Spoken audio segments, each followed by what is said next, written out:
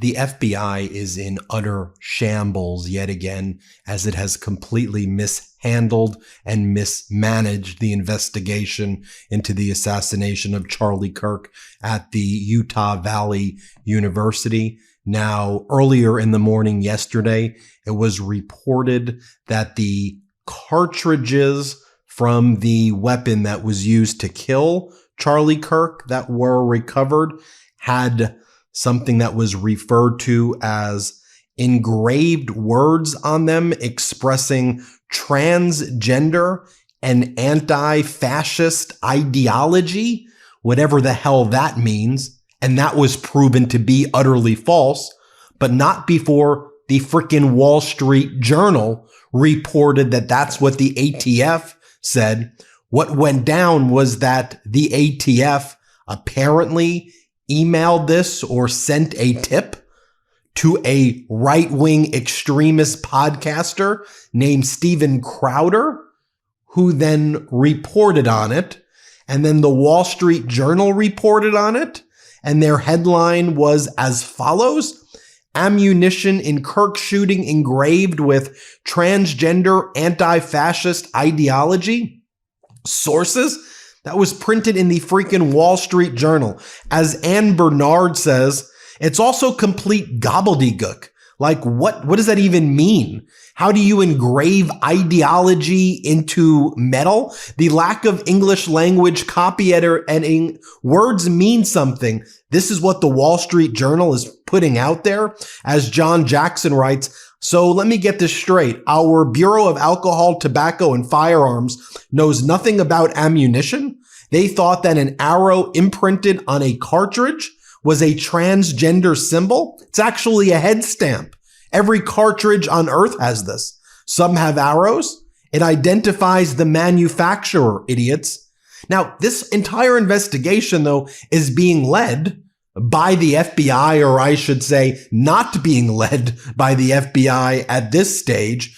A reminder, the FBI about a few weeks back fired the previous field office head in Utah, an incredibly well-skilled, well-liked individual, very highly qualified, a Pakistani-American woman named Mehtab Saeed, who spent her entire life, basically after 9/11, working in the FBI. But FBI's firing Pakistani woman, checks both boxes to get fired. So they got rid of her, even though she was appointed to lead the field office back in February, and even though she led counterterrorism from the main FBI office in Washington, D.C. many years ago, she was well liked, but they got rid of her. So they got rid of the main person in the field office in Utah. Then also they got rid of their acting director, Brian Driscoll, of the overall FBI. Their other most experienced person, Stephen Jensen, another top experienced person, Spencer Evans. All of those people were involved in some of the top domestic terrorism, counterterrorism investigations, stuff that would be directly relevant to finding the shooter here. But those people were let go because it was part of Donald Trump's plan of retribution of the FBI. Bring in Kash Patel, a podcaster. Bring in Dan Bongino as the deputy, another right-wing conspiracy theory podcaster. Let's let them lead the FBI and see how it goes. Now, this follows, of course, the FBI already misidentifying the suspect twice. You'll recall on the day of the assassination of Charlie Kirk, they first identified this guy right here, who was known as someone who may be suffering from mental illness or someone who has just previously been arrested for many misdemeanors in connection with Utah politics. He was not the shooter, and they try to destroy that guy's life. They ended up arresting that guy for obstruction. Then they arrested a guy who was an Arab supporter of Charlie Kirk because he was an Arab. So they blamed him. The first guy's name was George Zinn as a suspect. Wrong. Then they arrested a guy, Zachariah Qureshi, who was a Kirk supporter. They interrogated him. You have Kash Patel posting 2 days ago, "We got our guy," basically. "Suspect found." This is what he wrote. The subject, this was 2 days ago, "for the horrific shooting today that took the life of Charlie Kirk is now in custody. Thank you to the local and state authorities in Utah for your partnership with the FBI. We will provide updates when available." Then he had to retract that. "The subject in custody has been released after an interrogation by law enforcement. Our investigation continues, and we will continue to release information in the interest of transparency." No, what you're releasing is defamatory information. What you're releasing is fabricated information. So after misidentifying the suspect once, then twice, you then release false information that the cartridges used in the shooting have transgender and anti-fascist ideology etched on them, whatever the hell that means. That gives more right-wing influencers the ammunition, no pun intended, that they need to try to incite more violence. And that was all false. That was all false. And then you had, what's his name? You had Bongino and Patel. They then fly to Utah because they want to personally be involved in the search. They have no clue what the hell they're doing. This is Bo Mason. He's the head of Utah's Department of Public Safety. Last night, he was asked by NBC, "So what do we know?" Kash Patel, Bongino, they're saying that we know about the person. We've got some facts. We've got the name. Tell us about it. He goes, "We have no idea." And you can tell that he's fed up. 2 days ago or 3 days ago, whenever the shooting was, he was like getting questioned. "So the FBI says they got the guy. Can you tell us more?" And he and the others on stage had to go along with it. And he's like, "We've got nothing. We know nothing." Watch him admit it right here. "We have no idea," he says. Play this clip. I know you can't say too much here, but is it your understanding that this individual may be close by or still in Utah? We have no idea. We're exploring leads for individuals out of state and individuals that live close by. We literally have persons of interest, tips coming in on the tip line that are spanning far and wide. Then you had this press conference last night of Utah's Governor Cox, Kash Patel, Bongino. Kash Patel and Bongino were too scared to even speak at the press conference. That's right. The head of the FBI was too scared to speak or answer a single question at the press conference. You know what it reminds me of? Remember when the head of FEMA refused to go to Texas for weeks and say anything about the horrific flash floods there when the federal government did not activate urban search and rescue and then shut down the call centers because the head of FEMA has no clue about emergency management, but was picked because Kristi Noem's purported Corey Lewandowski, wanted the guy appointed? You know what I'm saying? Scientists are fighting back against the Trump administration's attack on our climate. Let me interrupt Ben for a quick minute to fill you in. More than 85 scientists from around the world have released a blistering rebuttal to a recent U.S. Department of Energy report that downplayed the threat of climate change. The DOE review, commissioned under the Trump administration in July, argued that climate change is, quote, less damaging economically than commonly believed. But scientists say the report is riddled with cherry-picked data, misquotes, and outright errors, and was written conveniently by a hand-picked team of 5 authors who reject the overwhelming scientific consensus. Quote, "This report makes a mockery of science," said Dr. Andrew Dessler, one of the experts behind the 500-page rebuttal. He accused the DOE of misrepresenting research, relying on anecdotes, and ignoring established facts. Among the flaws, the DOE actually claimed that rising carbon dioxide could be a net benefit for U.S. agriculture without mentioning how extreme heat is devastating crops. It also dismissed evidence of human-caused ocean warming that is destroying coral reefs worldwide. Dr. Kim Cobb of Brown University called the DOE's omission of ocean impacts a, quote, glaring failure, stressing that humanity is living through a period of unprecedented warmth. She warned that the biggest danger is the report being used as a foundation for future environmental policy. Scientists emphasize that unlike the DOE review, their rebuttal underwent a rigorous peer process. Quote, "It's like a feather on one side versus 1,000 pounds of metal on the other," Cobbs said. Meanwhile, Trump has continued dismantling climate protections in his second term, expanding oil and gas production, and rolling back over 200 environmental safeguards. The Trump administration is counting on you not to care about this. So, and I want to emphasize this, if climate is important to you, leave your thoughts in the comments below, share your stories, and let's make some noise. Okay, Ben? Back to you. Yeah, so in any event, Governor Cox from Utah, governor of Utah, at the press conference, he was the only guy who spoke.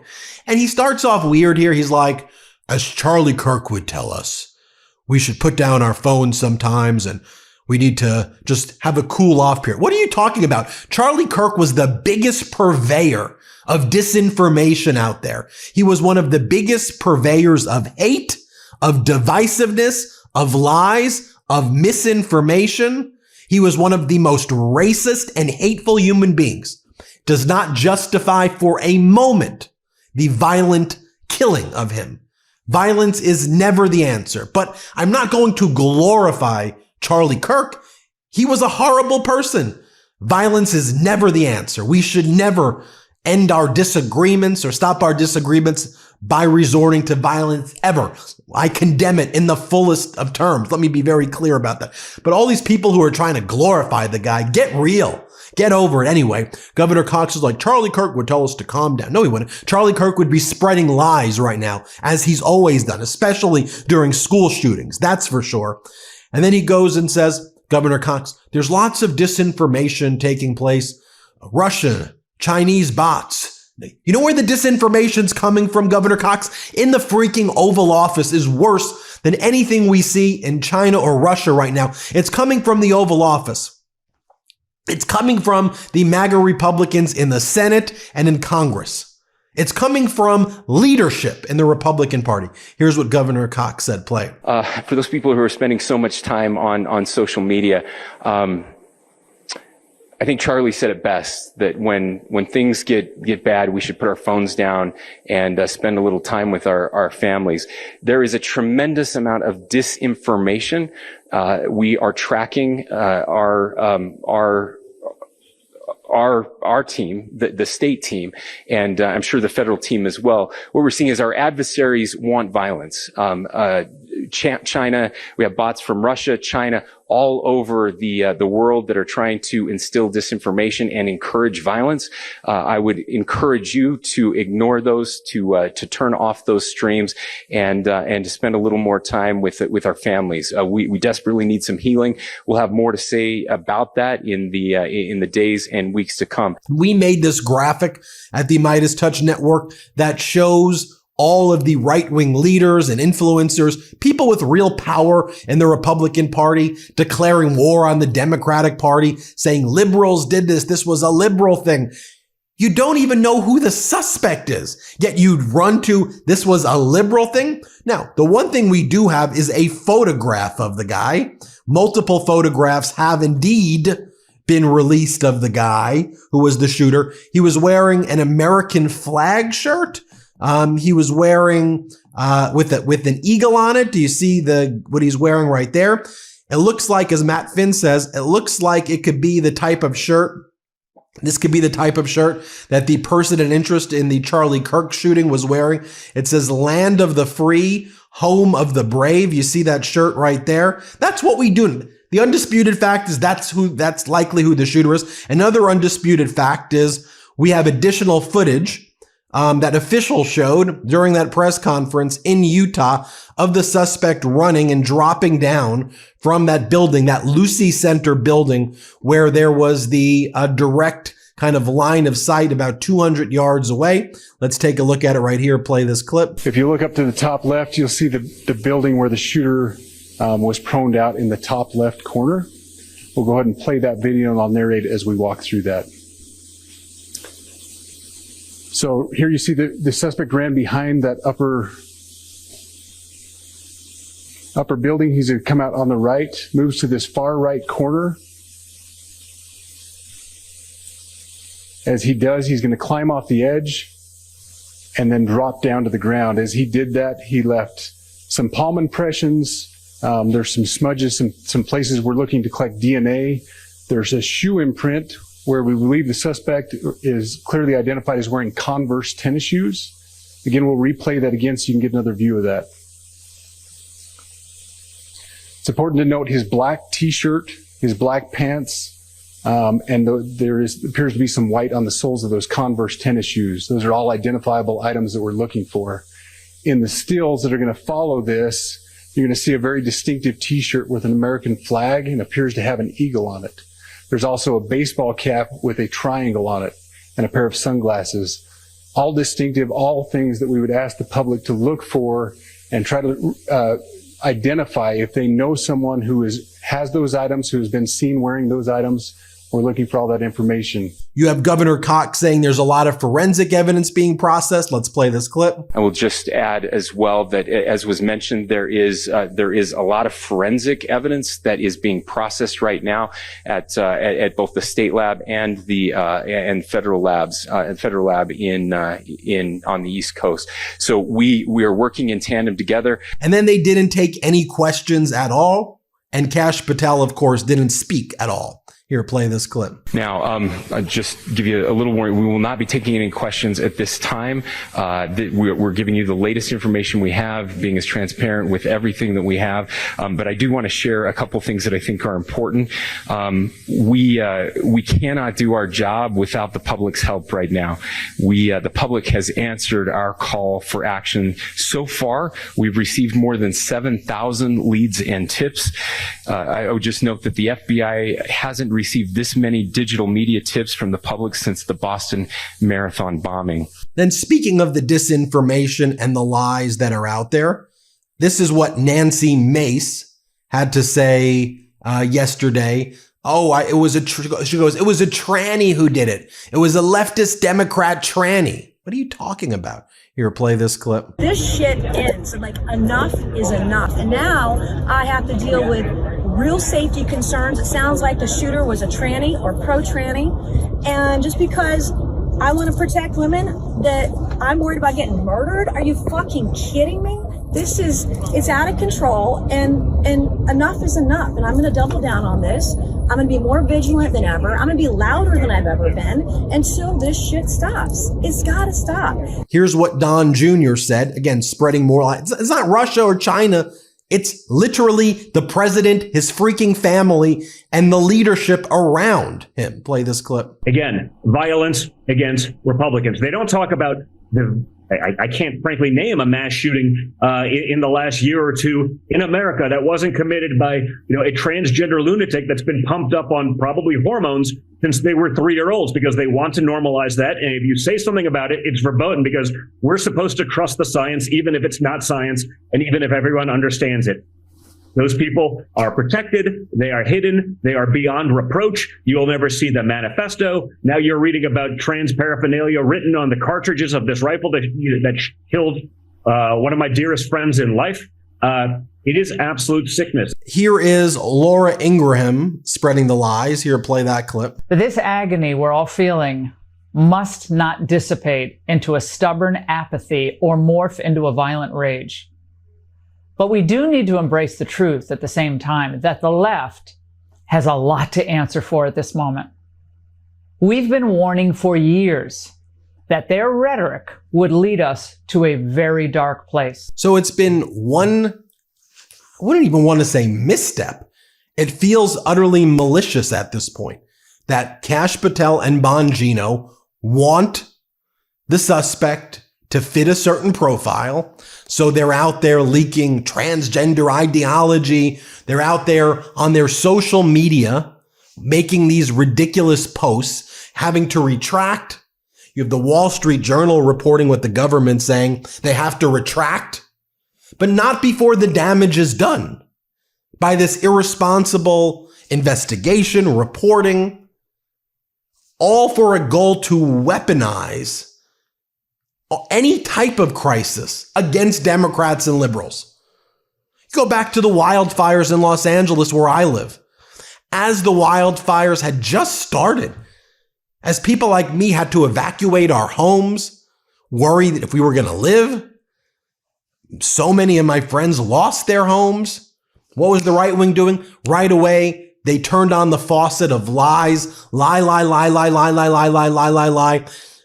And even Governor Newsom was not expecting the deluge of lies as he was trying to deal with the crisis. And he realized, holy crap, I have to spend just as much time swatting down the lies as I do dealing with the crisis. I think about yesterday being September 11th when we rallied together as a nation during the horrific terrorist attacks on the World Trade Center and Pentagon.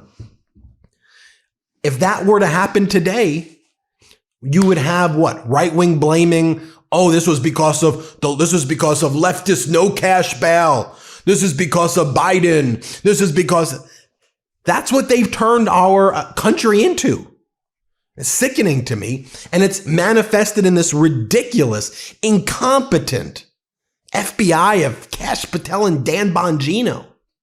Wait, let me know what you think. Hit subscribe. Let's get to 6 million subscribers. Love this video? Support independent media and unlock exclusive content, ad-free videos, and custom emojis by becoming a paid member of our YouTube channel today. You can also gift memberships to others. Let's keep growing together.